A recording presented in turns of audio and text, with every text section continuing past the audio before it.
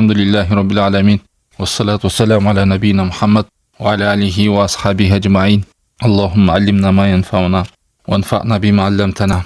Allah Taalam жардамы менен биз кабырдагы 3 суроо, мусулман адамдын 3 негиз болгон Аллах Тааlam тануу, пайгамбар алейхиссалату вассаламды таанып билүү, ислам дини далил менен билүү. Мына ушул экинчи негизде исламды далил менен билүүдө биринчи рүкүн алдык, ла илаха иллаллах Мухаммад расулуллах. Анан автор рүкүн болгон исламдагы экинчи, үчүнчү намаз, зекетти далилин жана таухид деген сөздүн тафсирин келтирген китебинде. Ага Байина сүрөсүндөгү 5-аятты далил катары келтирген. Биз айттык, рүкүн, устун деген бул ушу негиз. Эгер исламдагы биринчи келме, намаз, зекет, орозо, ажылык ушул негиздер, устуну. Ал эми калган сооп амалдардын баардыгы ушуларга чапталып толуктоочу амалдар. Шахадату ла илаха иллаллах Мухаммад расулуллах бузулса, намазы пайда бербейт. Намазы бузулса, зекети пайда бербейт. Орозосу да пайда бербейт. Ушундай да. Ошон үчүн кыямат кайымга барганда да адам баласы эң биринчи эмнеден суралат? Намазынан суралат. Намаз жакшы болсо, калган амалдар жакшы болот. Намаз жаман болсо, калган амалдар да жаман болот. Мына ушул негиздер. Негиздерди кулатуучу, алсыратуучу, жок кылуучу кадамдарды адам билиш керек. Ошол нерседен оолак болуш үчүн. Автор бул намаздын далили, зекеттин далили жана таухид келменин түшүндүрмөсү деп китебинде келтирди дагы. Шейх Солих Фаузан хафизахуллах буга түшүндүрмө берип мындай дейт. Намаз бул исламдагы экинчи рүкүн болуп саналат. Ал эми зекет үчүнчү рүкүнү болуп саналат. Ва хия каринатус сала фи китабилла. Аллах Тааламдын китебинде Куранды окуй турган болсо, намаз менен зекет эри шаркак бирге келет дайыма. Намаз бул дененин ибадаты. Ал эми зекет болсо адамдын малы, акчасынан болгон ибадат. Ошон үчүн бул исламдын рүкү болгондуктан пайгамбар алейхиссалату вассалам өтүп кеткен кезде Араб жарым аралда айрым уруулар биз пайгамбар алейхиссалату вассаламдын доорунда төлөп жүргөн, кутулуп жүргөн зекетти төлөбөйбүз деген, намаз менен эле калабыз деген. Ушундай уруулар болгон. Аны уккан Абу Бакр, момундардын халифасы, башчысы эмне деди? Кимде ким намаз менен зекетти экиге ажыратып, экиге бөлүп мамиле кылган адам менен мен согушам деген. Мен аны менен күрөшөм деген. Бул ким айтат? Эл башчысы, момундардын башчысы айткан. Себеби пайгамбар алейхиссалату вассалам өлдү, биз эми зекетти төлөйбүз деген адамдар чыккан. Кимде ким намазды өзүнчө коюп, зекетти өзүнчө коюп, экөөнү ажыратып, канадан мен күрөшөм деген. Пайгамбар алейхиссалату вассаламдын доорунда уйдумбу же төөнүн, аркан жибин төлөп келсе, берип келсе дагы, ошол нерседен тыйыла турган болсо мен согушам деген. Эмнеге? Себеби зекет деген бул момундардын акысы, муктаждардын акысы. Бул исламдын үчүнчү рүкүнү. Намаздан окубаса, зекетин бербей турган болсо, анда исламдагы рүкүндөрү кулады да бул адам. Кимдин мүмкүнчүлүгү болуп, нисабка жетип, зекетинен баш тарткан болсо, анда исламдагы үчүнчү рүкүнү кулады. Куранда ачып окуса, канча деген аяттар келсе, намаз десе, ошол намаз менен эри шаркак бирге айтылат зекет. Мисалы, Байина сүрөсүндө «Ома умиру илля лиябудуллаха мухлисина лахуддин». Алар тек гана жалгыз Аллах Тааламдын өзүнө ихластуу ибадат кылууга буйрулушту, жалгыз өзүнө сыйынышка буйрулушту, намаздарын окушка буйрулушту, жана зекеттерин беришке буйрулушту деген. Мына ушинтип намаз айтылганда дайыма зекет айтылып келет. Автор мына ушул намаз менен зекетти далилин келтирип, андан ары аяттын аягында «Ома умиру илля лиябудуллаха мухлисина лахуддин» мындай чыккан таухид сөздүн тафсирин баяндаган. Бул мурунку сабактарда айтканбыз. Жалгыз Аллах Тааламдын өзүнө ибадат кылууда тунуктук, ихластуулук. Аллахтан башка сыйына турган нерсенин баарын таштоо. Дин деп уксаңыздар, таухид деп уксаңыздар, ибадат уксаңыздар, ушунун баардык мааниси бир. Дин деле ошол жалгыз Аллах Тааламга сыйынуу, таухид деле Аллах Тааламга жалгыз өзүнө сыйынуу, ибадат десе эле, ибадат тек гана жалгыз Аллах Тааламдын өзүнө гана арналуубуз керек. Ошон үчүн Куранда аятта мухлисина лахуддин десе, ибадатта жалгыз Аллах Тааламдын өзүнө арноо деген. Мына ушундай түшүндүрмө берилиш керек. Ал эми кээ бир жана адашкандар эмне деп коет? Мухлисина лахуддин десе, тафсирлесе мындай деп коюшат да. Жалгыз Аллах Тааламдын өзүн моюнга алуу, Аллах Тааламдын тирилтет экенине, өлтүрөт экенине, жараткан экендигине, ырыскы берүүчү экендигине моюн сунуу деп коюшат да. Мына ушул нерседе Аллах Тааламдын өзүн жалгыздоо деп коет. Ушул маанини камтып же ушул маанини көздөп келген эмес пайгамбарлар. Бул жерде мухлисина лаху дин дегенде, дин, ибадат, таухид деп келсе, бұл Аллах Тааламды жалғыздоо ибадатта. Мына элчилердин бардыгы ушул максатта келген. Ал эми ким жанагы максатты айта турган болсо, рызкыны, өлтүргөнүн, тирилткенин, жаратканын, көзөмөлдөп турганын, башкарып турган, ал мушриктер ишенген эле ишеним. Мушриктер моюн алган эле ишеним. Ал нерсе, алындай түшүнүк аларды исламга киргизген жок. Балким ошондой түшүнүк менен эле пайгамбар алейхиссалату вассалам менен согушуп күрөшкөн. Эмнеге пайгамбар алейхиссалату вассалам анда алар менен күрөштү? Эгерде Аллах Тааламды мына ишенип атса, өлтүрөт, тирилтет, рызык берет, жаратат, башкарат деп. Себеби алар ибадатты Аллах Тааламды жалгыздаган эмес. Мына ушуну туура түшүнүш керек. Таухид, дин, ибадат деп келгенде. Ошон үчүн автор сөзүнүн аягында дагы бул жерде тафсиру таухид деп таухиддин чечмелөөсү, мааниси деп дагы түшүндүрдү. Мына ушул экинчи негизде намаздын далили, зекеттин далили деп келтирди. Куранда намаз окуутукка буйрулду деп айтылбайт да. Уйкимус сола деген, мындай айтканда намазды тургузуу деген да. Намазды толук окуу деген. Аллах Таалам буйругандай.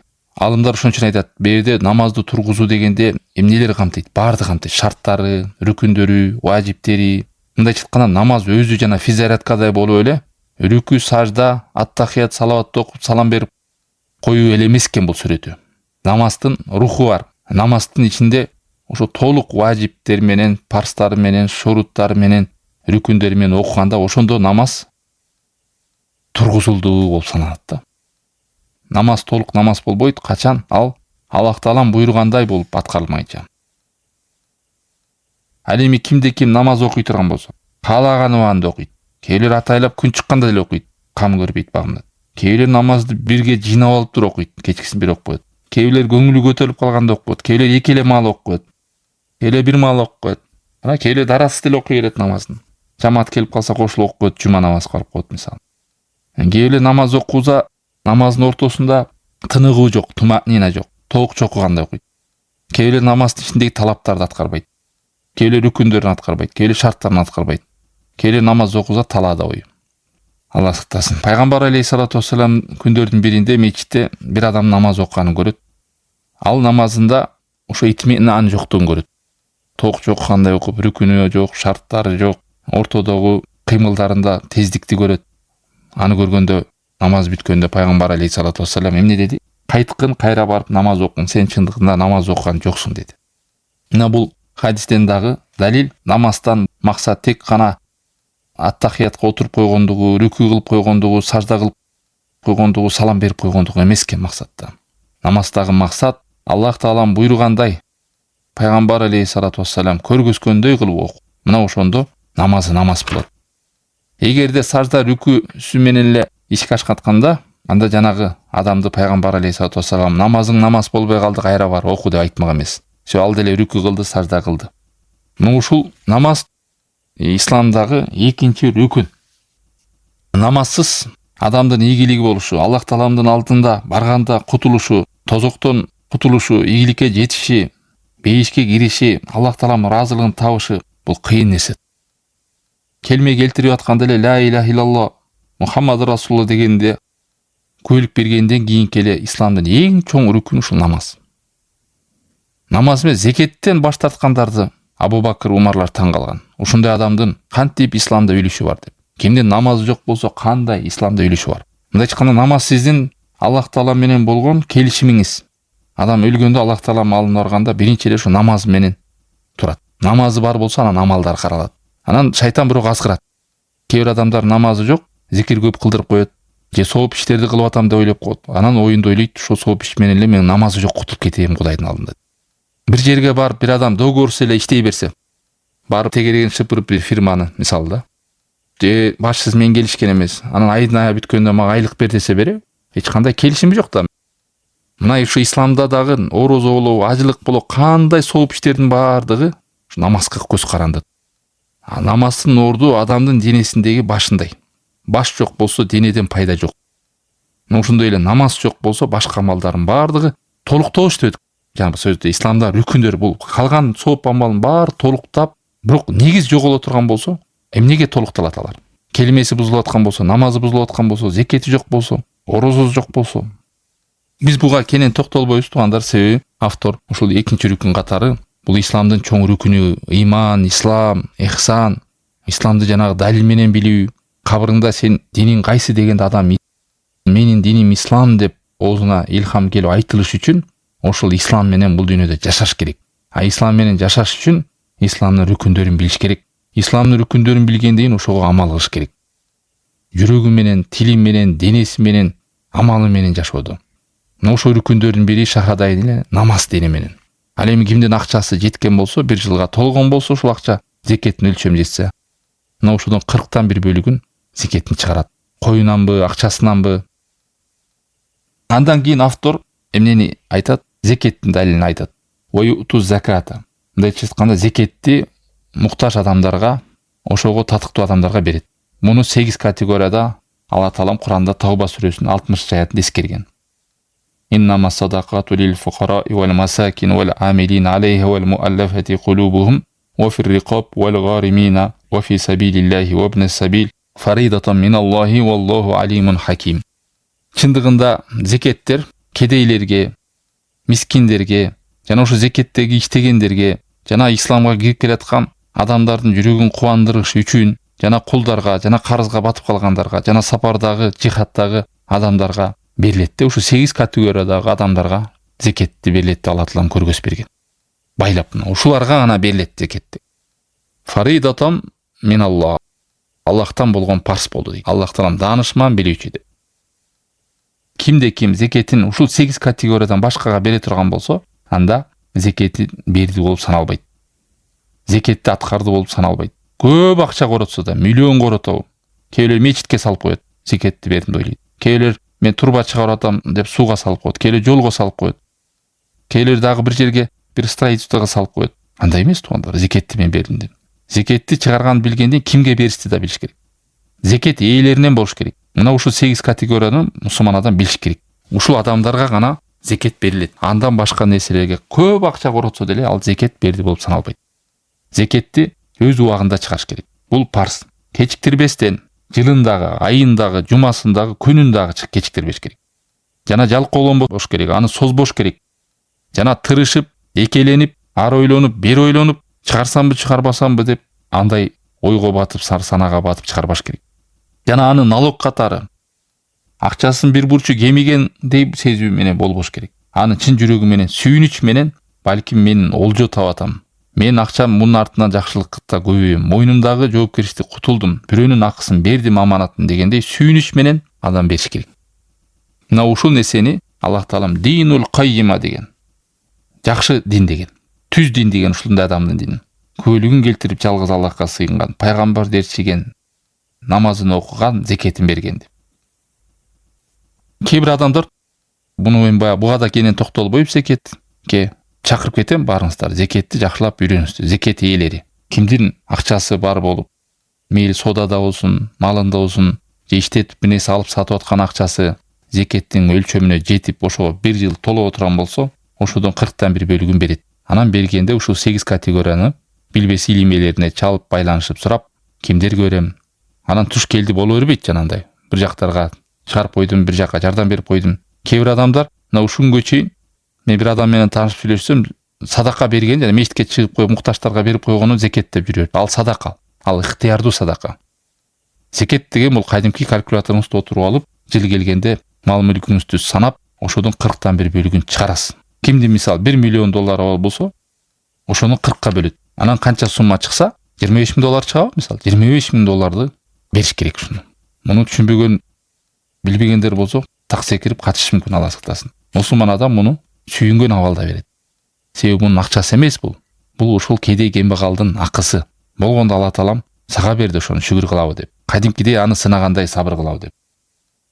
Андан кийин автор орозонун далилин келтирди. Эмнеге орозонун далилин келтирди? Себеби орозо исламдагы 4-үнчү рүкүн. Ислам 5 рүкүнү дедик. Ошол 4-үнчү рүкүн устуну бул орозо. Эй иман келтиргендер, силерге орозо парз болду, мурункуларга парз болгондой. Силердин таква болушуңар үчүн деди. Орозо бул капырларга, шахадасы бузулгандарга, намазга ынанбагандарга, диндеги үйлүшү жок адамдарга парз эмес. Орозо бул момун мусулмандарга. Ошон үчүн бул аятта эй момундар деди. Эй Аллага иман келтиргендер деди. Эй адамдар деген эмес. Көрдүңүздөрбү? Жер бетиндеги адамдар силерге орозо парз болду деген эмес. Качан адам иман келтирет, ошондо орозо парз болот. А ким иман келтирбесе, исламга ынанбаган адамга орозону сага парз орозо тут десеңиз, даватыңыз балким туура эмес болот. Кантип ага орозону сиз айтасыз? Ал келме келтирбей атса, шахадасы жок болсо, намазы жок болсо, кимде ким Аллахка иман келтирип шахаданы келтирбесе, ал намаз окуйбу, орозо тутабы пайда бербейт. Себеби ал Аллах Тааламга жана пайгамбар алейхиссалату вассаламга күбө келтирген жок. Эң негизги нерсеси жок. Ошон үчүн бул аятта момундарды баса белгилеп Алла Таалам айтты. Мына ушулар гана жооп берет, ушулар гана орозону тута алат деп. Ал эми капыр адам орозо тутса, ага диета болушу мүмкүн. Өзүнүн кичечниктерин тазалайм, ден соолугумду чыңдайм деп. Бирок шариаттагы көргөз берген ибадат болуп саналбайт аны. Орозосу кабыл болбойт.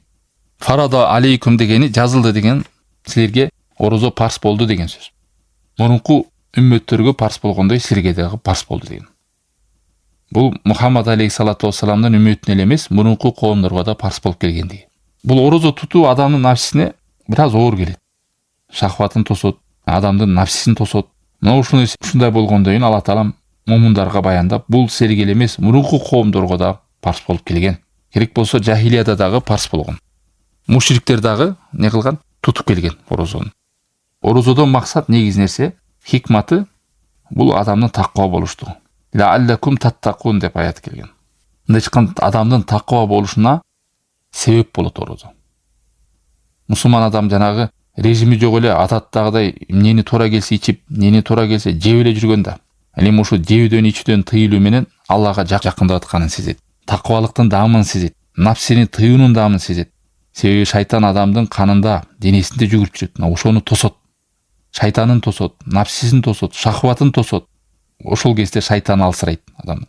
Өзүн башкарганды, контролдогонду үйрөнөт. Ошонун баары жакшылык.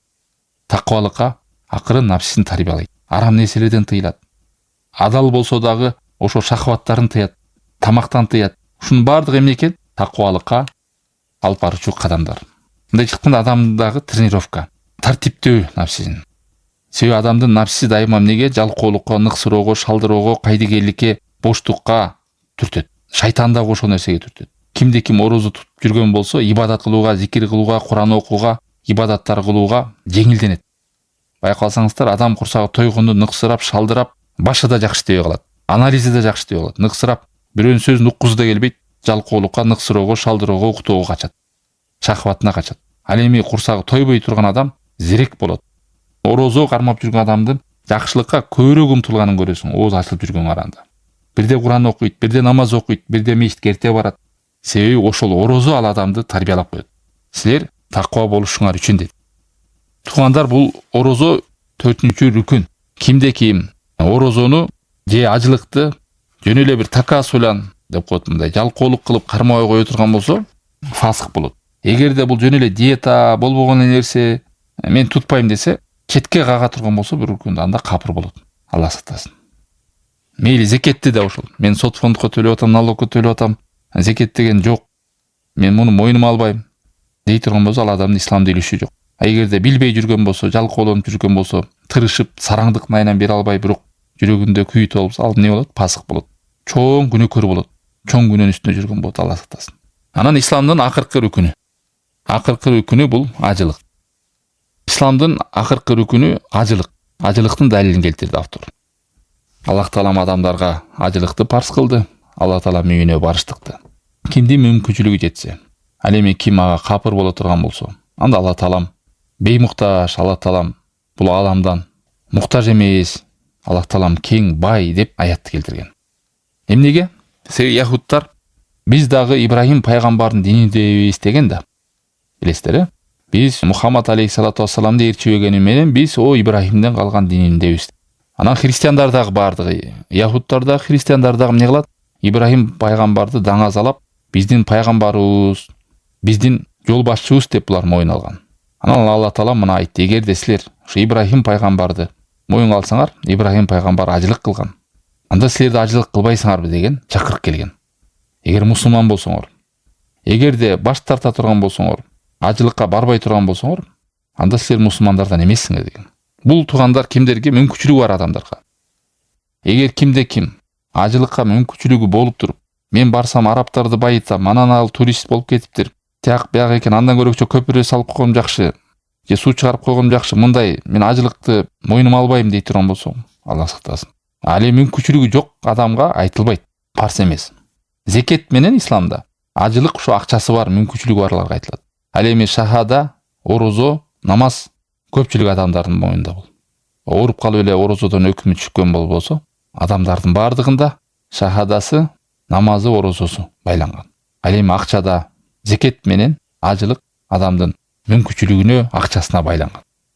Кимде ким ушуну мойнуна албай турган болсо, "Оман кафара фа инналлаха ганиюн анил аламин". Анда Алла Таала мага беймуктаж, Аллах Таалам ал нерсеге муктаж эмес. Ажылык деген ушул Алла Тааламдын үйүн көздөп баруу. Бул өзгөчө бир ибадат. Ажылыктын шарттары бар, важиптери бар, билесиздер. Шарттарынан ушул адамдын мүмкүнчүлүгү болушу. Денесинде дагы, анан акчалай дагы. Денесинде дегени ошол баса ала турган, отура ала турган, бул өлкөдөн ал өлкөгө бара ала тургандай мүмкүнчүлүгү болуш керек. Картайып калган, улгайып калган, баса албаса, тура албаса, бара албаса, ушу денедеги мүмкүнчүлүктү айтылат. Ал эми акчасы, акчалай мүмкүнчүлүгү. Барып келгенге мүмкүнчүлүгү болуш керек. Мына ушундай адамга эмне болот? Ажылык парс болот. Өмүрүндө бир жолу барып келиштик. Бир жолу. Кимдин акчасы болуп, ошол ажылыкка барып келгенде карызга батып калбай тургандай, үй бүлөсү ачка калып калбай тургандай, ошондой барып келүүгө акчасы бар боло турган болсо, анда ал адамга өмүрүндө бир жолу ажылыкка барып келиш парс. Анан өмүрүндө бир жолу десе, кээбир мындай түшүнүп алат экен. Эми 40ка келемби, 50ге келемби, 60ка келемби, ошол кездикте бир барып койсом болду деп. Жок туугандар, бул кимди мүмкүнчүлүгү жеттүү, болду, кечиктирбестен барыш керек. 5 жылдайын барам, 10 жылдайын барам деген болбойт. Муну дагы алымдарга, тойлиптерге чыгып тактабаш керек. Мына мен ушундай мүмкүнчүлүгүм бар, мага парспы, парз эмес. Үй болсо мүмкүнчүлүгү бар, балдары курсагы ток, кийимдери бүтүн, анан ажылыкка барып келе турган мүмкүнчүлүгү бар, барып келсе ачка калып калбайт. Ошондой акчасы болсо, айрымдар машиналарын жаңыртып, дагы бир нерселерди алып жүрөт, 10 жылдап неге ажылыкка барбайт. Алардын оюнда кээбилери 5 жылдайын барам, же 10 жылдайын барам деп жүрө берген. Буйрукту кечиктирбеш керек. Мүмкүнчүлүгү толду, акчасы жеттү, болду, барышка аракетти көрүш керек. Анан тоскоолдуктар болуп калса, уже тапшырса дагы өтпөй, же очередьке келбей, эми ал үзүр. Алла Таала ырайым менен мына ушул ажылыкты өмүрүндө бир эле жолу барга. Андан ашык ким барам десе, ал өзүнүн эрки. Ал парс эмес, ал ыктыярдуу, жанагы намаздагы нафил намаз окугандай эле. Пайгамбар алейхиссалату вассалам күндөрүнүн биринде Алла Таалам силерге ажылыкты парс кылды дегенде, Акра ибн Хабис деген сахаба айтат: "О Аллахтын элчиси, ар бир жылыбы" дегенде, Пайгамбар алейхиссалату вассалам унчукпады. Анан дагы кайталады. Пайгамбар алейхиссалату вассалам унчукпады. Анан дагы кайталады. Анан Пайгамбар алейхиссалату вассалам айтты: "Эгерде ооба десем, анда ар бир жылы парс болуп калмак" деген. Ажылык деген бир эле жолу деген. Андан ашканы нафил болот. Алымдар дагы ушул аятты келтирет. "Оман кафара фа инналлаха ганиюн анил аламин" деген мааниси дейт. Кимде ким ажылыкка баруудан баш тарта турган болсо, мүмкүнчүлүгү жетип, мен барбай, мен муну барыштык туура көрбөйм десе, ал капыр болот деген туугандар. Эгер жөн эле жалкоолонуп, кайдыгерликтенип, ана барам, мына барам деп түшүндүп созо берген адам не болот? Күнөөкөр болот. Чоң күнөөдө жүргөн болот. Ал эми муну мен признавать этпейм, мойнума албайм, анан көрүчө буга кеткен акчаны мен башкага коротуп койгонум жакшы десе, бул исламдагы рүкүнүн бузган болот, 5-рүкүн. Ошол жакка короткон акчаны мен башкага эле көргөндү туура көрөм, мен муну өзүмө парс катар санабайм, мойнума албайм деген адам бар боло турган болсо, Алла сактасын, динде үлүшү жок. Айырмасы ушул жокко чыгаруу менен кээ бир адамга айтсаң, жөн эле жүрө берген болот. Жакшы ойгонгон эмес, же бирөө жакшы эскерткен эмес, акчасы деле бар, мүмкүнчүлүгү деле бар. Ушул деле оюма келбептир, же ныксырап шалдырап жүрө берип мен кайдыгерликтин айынан дүйнөгө азгырылып десе, анын абалы эмне? Ал күнөөкөр болот, бирок капыр болбойт. Динден чыгып кетпейт, ушу айырманы жакшы. Ал эми ким жанантип сүйлөй турган болсо, муну мен кабыл албайм, бул рүкүндү четке кагам, анан көрүчө буну мен башка нерсеге жумшайм дей турган болсо, Алла сактасын, анда исламдагы 5-рүкүн талкалаган болот. Мына ушул исламдын рүкүнүн Пайгамбар алейхиссалату вассалам Жибрил менен болгон сүйлөшүүбүздө айтат го, исламдын келме, намаз, орозо, зекет, анан ажылык деп. Ушул исламдын рүкүндөрү. Мына ушуну Аллахтын элчиси саллаллаху алейхи вассалам баяндап берген. мына ушундан кийин сооптордун баардыгы ушуларга курулат. Толуктоочу бутактары калганын бар. А булар болсо устундары. Жана үйдүн сесма поясу бар го, сесма пояс деп коюп, эмне деп коет? Турбалар чоң. Ошол куласа үй кулайт. Ошондой эле ушу исламдын 5 түркүгү, 5 устуну. Ушулардын бирине кайсына адам доо кетире турган болсо, ишениминде, же сөзүндө, же амалында, анан болгону аны айырмалаш керек. Чын эле ал жокко чыгарып атат же чын эле ишеним менен жокко чыгара турган болсо, анда исламдан үлүшү жок болот. Анда рүкүнү кулайт. А эгерде кайдыгерликтен, караңгылыктан, жалкоолуктан, боштуктун айынан болсо, ал чоң күнөөкөр болот дагы. Түшүнгөндөн кийин ал нерсени аткарыш керек кайра. Мен силерди баарыңызды чакырып кетем. Бул жерде биз баягы таанышып, адамдарды эскертип, ойготуу гана. Себеби биз кенен токтолгон жокпуз шарттарына, важиптерине. Болгону ушул нерсеге чакыруу.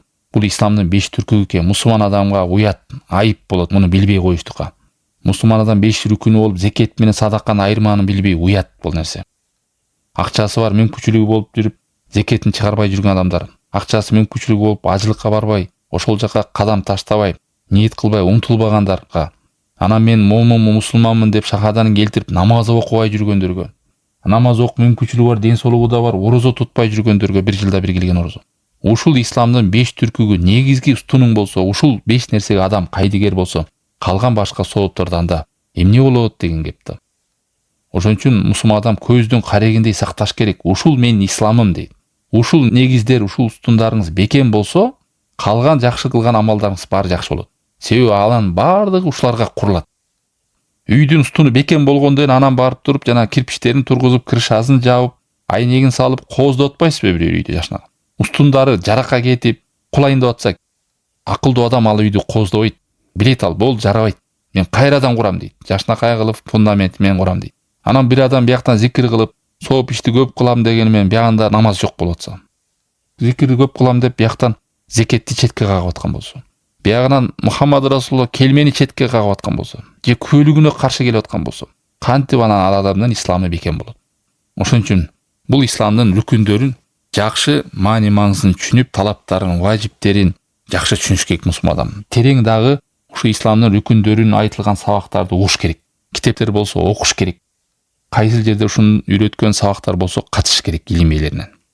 Мындай үстүртөн эле билип алган жарабайт. Имандын 6 шартын, исламдын 5 рүкүн деген, ихсан деген нерсени мусулман адам билип ошо менен жакшы жашаса, кабырга киргенде жана периште Роббинки дегенде Аллах Роббим, динин кайсы дегенде ислам деп оозуна илхам бериш үчүн ушул диндин рүкүндөрүн, устундарын бузбай, талкалабай, жоготпой, ошо менен адам жашап өтүш керек бул дүйнөдө.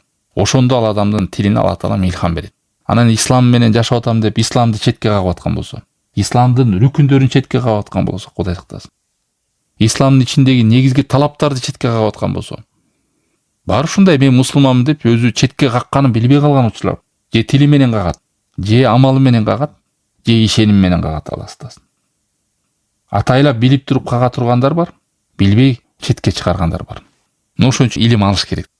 Аллах Таалам баарыбызга ийгилик берсин, тавфик берсин, акыйкатты акыйкаттай көргөзүп, бекем кармоого жардам берсин. Аллах Таалам баарыбызга тавфик, ийгилик берсин. Wa sallallahu ta'ala ala khayr khalqihi wa ala alihi wa sahbihi ajma'in.